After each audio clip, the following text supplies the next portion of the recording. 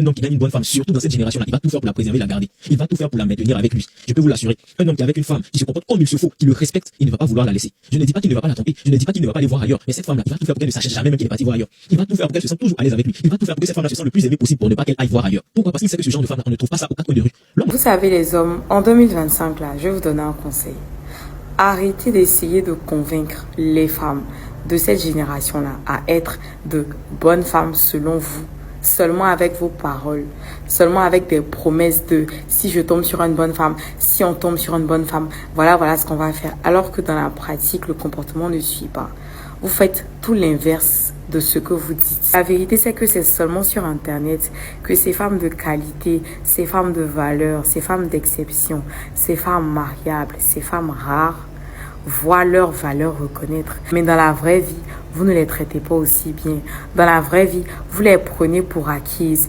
Et ces femmes-là, celles qui sont le sujet d'autant de gloire, là, sont même les mieux placées pour venir témoigner et dire combien vous ne savez pas les aimer, combien elles souffrent le plus en amour, combien elles manquent d'amour de votre part, combien elles ne sont pas heureuses, combien ce sont les premières à chercher constamment dans les relations votre amour, votre validation, votre fidélité, votre loyauté, votre respect, votre admiration. Alors que quand on vous écoute, elles ont tout pour vous plaire.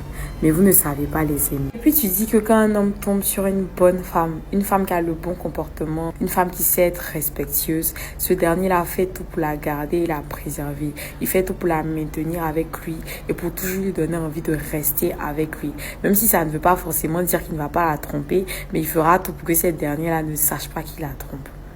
J'aimerais savoir à quel moment en fait il est en train de la garder, la préserver dans la partie où il la trompe. Dans la partie où il la trompe là, c'est où en fait il est en train de lui donner envie de rester. Parce que je ne sais pas c'est quelle femme qui va avoir envie de rester dans un foyer où elle se fait tromper. Déjà, tu n'es pas en train de la garder, la préserver parce que tu l'exposes à de nombreuses maladies et infections qui peuvent la rendre malade à un tel point qu'elle ne peut plus concevoir. Tu gâches sa vie.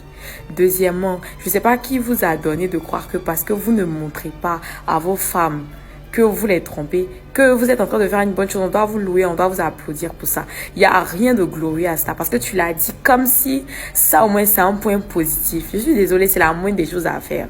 Au stade où vous en êtes, c'est la moindre des choses que de ne pas lui faire savoir que tu la trompes. Parce que lui montrer que tu la trompes alors que tu la trompes, c'est lui manquer de respect doublement. Ça veut dire que même à une aussi bonne femme, vous êtes incapable de lui garantir la fidélité.